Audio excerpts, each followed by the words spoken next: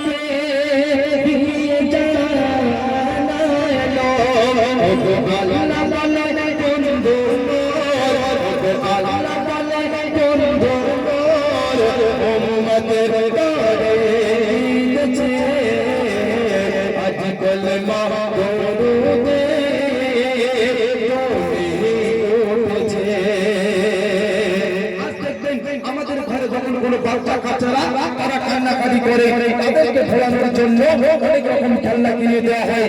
তো আমার আব্বাই নবী তো জওয়ানের বাদশা যখন শিশুবেলায় পারতেন কি নিয়ে খেলা করতেন খুব একটি মূল্যবান কথা বলতে